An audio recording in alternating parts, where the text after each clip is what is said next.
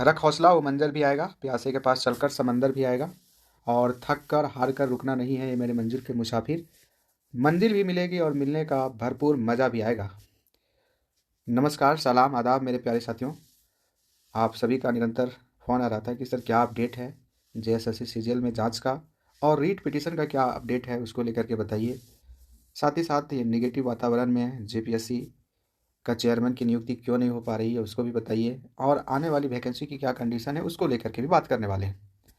सबसे पहले मेरे प्यारे साथियों, जेएसएससी सीजीएल जांच से संबंधित बात करें तो कुछ दिन पहले तक हम लोगों के पास माननीय सीआईडी महोदय के अधिकारियों का फ़ोन आता था। जो भी उनको डाउट था उसको लेकर के निरंतर हम लोग क्लियर कर रहे थे।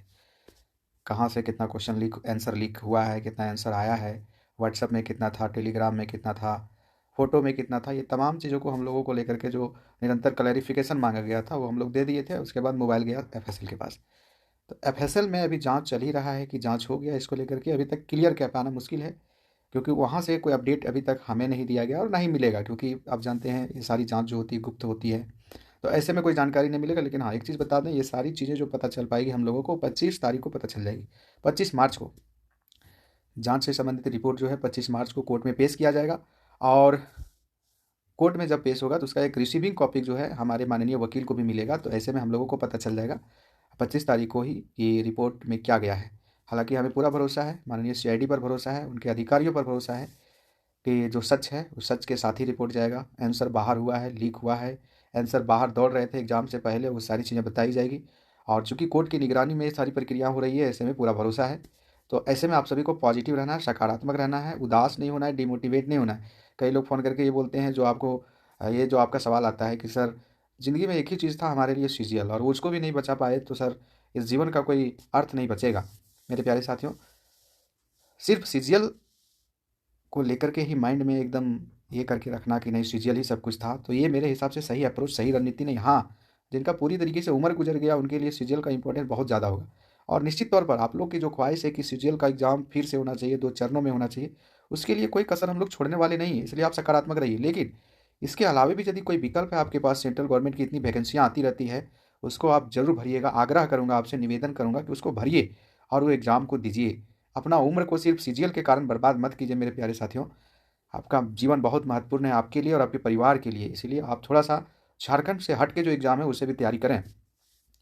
दूसरा बात जो मैं बताने वाला हूँ कि रीट से संबंधित एक अपडेट ये है मेरे प्यारे साथियों, कि रीट से संबंधित कुछ चीज़ों को लेकर के कोर्ट में थोड़ा-सा ये हुआ है, दिक्कत हुआ है क्या, कि जैसे कि बहुत कुछ साथियों का, बहुत नहीं, 10, 15, 20 साथियों का, ज़्यादा, इससे ज़्यादा नहीं, सिग्नेचर को लेकर के थोड़ा-सा गड़बड़ी हुई थी। तो उनका जो सिग्नेचर था वो मैच नहीं कर रहा था, जिसके कारण कुछ साथियों का पिटीशनर जो है रिजेक्ट हुआ है। अब इसको लेकर के हम लोग को फिर से बुलाया गया है, तो हम लोग जाएँगे और उसमें देखेंगे कि इनका रिज़ल्ट हुआ है, रिजेक्ट हुआ है, वो चीज़ पता चलेगा। हालाँकि इससे घबराने वाली बात नहीं है, हम लोग का मेन मकसद होना चाहिए लड़ाई जीतना। तो जितना इधर-उधर हुआ होगा उसकी जगह पर किन्हीं और को दे दिया जाएगा। अभी आप स्वार्थी एकदम नहीं बनना है कि सर एकदम रीट बनने से एकदम जॉइनिंग लेटर आ जाएगा, ऐसा कुछ नहीं होने वाला है, ठीक है? बस हाँ, हमारी पक्ष मजबूत होगी और हम लोग सीबीआई तक पहुँचेंगे। रीट के माध्यम से हम लोग क्या चाह रहे हैं? सीबीआई तक पहुँचना, तो इसलिए सीबीआई तक पहुँचेंगे, ये पूरी विश्वास है हमें। और जैसे बोले भी थे पिछला वीडियो में, 26 मार्च सीबीआई का दिन होगा, और इसीलिए मुझे जहाँ तक लगता है कि 26 मार्च से पहले ये रिजल्ट बहुत रिपोर्ट यदि हमारे पक्ष में बहुत कुछ हद तक आ जाता है, तो उम्मीद है कि एग्ज़ाम से संबंधित कुछ इनिशिएटिव भी सरकार के द्वारा लिया जा सकता है। अब क्या लिया जाएगा वो समझदार है, आप समझ सकते हैं। रीट से संबंधित जो कुछ कमियां थी उसको लेकर के सुधार किया जा रहा है। बाकी रीट दायर की जहां तक बात है, तो दायर हो चुका है, हो सकता है कुछ दिन के बाद उसकी सुनवाई की तारीख भी निर्धारित हो जाएगी, और बहुत हद तक चांस है कि ये जो रीट है वो जनहित याचिका के साथ मर्ज भी हो जाएगा। ऐसा हमारे माननीय वकील जी का कहना था कि बाद में जो है रीट एक अलग केस है और जनहित याचिका जो दायर हुआ था वो एक अलग है, तो दोनों बाद में मर्ज हो जाएंगे और एक ही मैटर रहेगा, वो पेपर लीक और उसके खिलाफ जांच का और उसके खिलाफ कार्रवाई का जो मामला था वही रहेगा। तो रीट से संबंधित जो अपडेट था वो मैं बता दिया। अब बात करते हैं जेपीएससी। दुर्भाग्य इस धरती का, इस माटी का, यहाँ के युवाओं के भविष्य का, एक तरह से कह सकते हैं सरकारों के द्वारा दुर्भाग्य क्रिएट किया गया है मेरे प्यारे साथियों। क्योंकि इतने दिनों से जेपीएससी, जो कि एक संवैधानिक संस्था है, 8 महीना लगभग हो चला मेरे प्यारे साथियों, उसके अध्यक्ष की नियुक्ति नहीं हो पाना एक बहुत बड़ा दुर्भाग्य है, एक बहुत बड़ा शर्म की बात है। जो एजेंसी का एक दायित्व है कि प्रत्येक साल नियमित रूप से कैलेंडर जारी करके एक रूटीनबद्ध में एग्जाम कंडक्ट करवाना, वो एजेंसी का चेयरमैन ही नहीं है और 8 महीनों से खाली है। माननीय मुख्यमंत्री से और अन्य मंत्रियों से और सरकार से निवेदन है, हाथ जोड़कर निवेदन है कि जल्दी आप लोग जेपीएससी के अध्यक्ष की नियुक्ति कीजिए और यदि नियुक्ति नहीं होता है तो मेरे प्यारे साथियों, आपके पास विकल्प है एक महाआंदोलन की, आप लोग कर सकते हैं। हम लोग अभी कोई आंदोलन में इसलिए पार्टिसिपेट अभी फिलहाल कुछ दिन तक नहीं होंगे, क्योंकि आप जानते हैं हम लोग यदि आंदोलन में पार्टिसिपेट होंगे तो सरकार हमें हमें क्या सोचेगी, ये सोचेगी कि परेशान करने के लिए हम लोग का कोई उद्देश्य नहीं है किसी को परेशान करना। हम लोग चाहते हैं कि अबुआ राज्य में अबुआ जो सरकार बनी है वो झारखंड के सपना को साकार करे, युवाओं की सपना को साकार करे।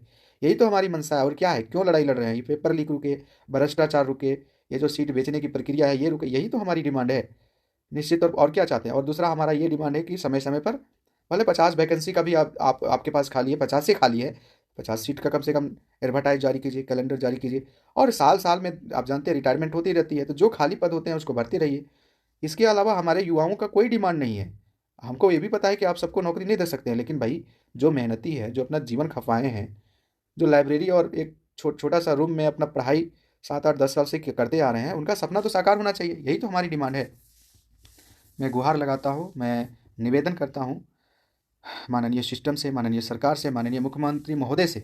और उनका विज़न भी है कि हम झारखंड को अन्य राज्यों की तरह आगे ले चलेंगे, विकास करेंगे, है ना। माननीय मुख्यमंत्री जी को पता है कि युवाओं के कल्याण के बगैर बगैर झारखंड का विकास संभव नहीं है। झारखंड का विकास की कल्पना तक करना बेईमानी होगा। ऐसे में निश्चित तौर पर जल्दी कोई कदम बड़ा उठाएंगे। और जेपीएससी की अध्यक्ष भी मुझे लगता है कि आगामी जो कैबिनेट की बैठक है उस बैठक में नियुक्त भी हो जाएगा। मुझे पूरा विश्वास है। और जल्द ही आपका नेक्स्ट जो जेपीएससी है वो भी आपका आएगा, उसका भी फॉर्म आएगा। साथ ही साथ जेपीएससी संबंधित कई अन्य एग्जाम जो लिए जाने हैं उसको लेकर के भी गतिविधि आगे बढ़ेगी, ये मुझे विश्वास है। प्यारे साथियों, अन्य एग्जाम से संबंधित जैसे कि बात करें जेएसएससी के द्वारा ली जाने वाली दरोगा हो गया, टीचर हो गया, उनसे संबंधित भी एक भारी संख्या में एडवर्टाइज जारी किया जाना है और जल्द ही जारी होगा, क्योंकि शिक्षा मंत्री के द्वारा भी अनाउंस किया गया था, आप जानते हैं। और साथ ही साथ जेएसएससी के पास सारा डेटा पहुंच गया है, तो जल्दी वो जारी होगा। इसलिए आप लोग पढ़ते रहिए, है ना। उदास नहीं होइए, अपसेट नहीं होइए, डिमोटिवेट नहीं होना है, पढ़ते रहना है। अब बात करते हैं बहुत सारे एग्ज़ाम जो लिया जाना है, जैसे एलडीसी का एग्ज़ाम है, एक्साइज का एग्ज़ाम है, आईटी इंस्ट्रक्टर का एग्ज़ाम है।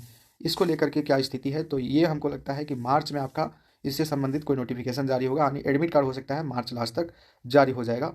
जो आपका जिसका प्रक्रिया चल रहा है, जो एग्ज़ाम लेने की प्रक्रिया जो चल रही है, उनसे संबंधित मार्च तक आपका कोई नोटिफिकेशन आ जाएगा।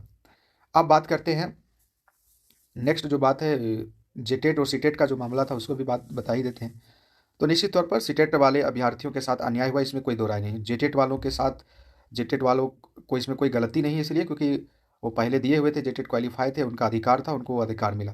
लेकिन सीटेट वालों को भी वो अधिकार मिलना चाहिए था मेरे हिसाब से, क्योंकि जेटेट का एग्ज़ाम यदि साल दर साल होता तो आई स्थिति नहीं बनती। तो वो लोग जो अपने तरीके से प्रयास कर रहे हैं उनके साथ हम खड़े हैं, क्योंकि मेरा धर्म है एज ए शिक्षक कि हम सभी को देखते हुए काम करेंगे, सभी के अधिकारों के लिए लड़ेंगे।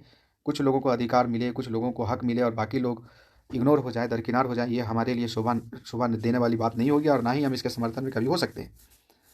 तो प्यारे साथियों, हम अंतिम रूप से यही कहेंगे कि आप लोग सकारात्मक रहिए, पॉजिटिव रहिए, सब पॉजिटिव होगा। आप लोग जिस प्रकार से चाह रहे हैं स्थितियाँ बने, वही स्थितियाँ बनाने के लिए हम लोग लड़ाई लड़ रहे हैं। और एक बात जो पहले बोले थे कि सीजीएल के अलावा जो सेंट्रल एग्जामी की वैकेंसी है उसको लेकर के भी अब तैयारी करते रहें।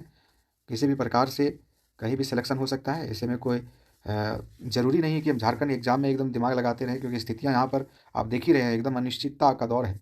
झाड़ियों का खंड जो है वो अनिश्चितता का खंड बन गया है, युवाओं का दरकिनार वाला खंड बन गया है मेरे प्यारे साथियों। तो ऐसे में आप झारखंड से बाहर की तैयारी करते रहें। चलिए फिर से मिलेंगे कोई नई वीडियो के साथ, तब तक आप लोग सकारात्मक रहिए, मोटिवेट रहिए, और जहाँ कहीं भी अन्याय आपको दिखे तो उसके खिलाफ लड़ाई लड़ना सीखिए मेरे प्यारे साथियों। और स्वार्थ तो एकदम नहीं होना है, थोड़ा बहुत स्वार्थी बनिए, बाकी आपका स्वार्थ हमारी इस माटी के लिए होना चाहिए, और हमारे झारखंड के कल्याण के साथ साथ माँ भारती की कल्याण कैसे हो, इस पर होना चाहिए हमारी स्वार्थ। ऑल द बेस्ट सभी को, जो जय हिंद, सभी को जोहार, सभी को थैंक यू। फिर से मिलेंगे कोई अपडेट के साथ। All the best.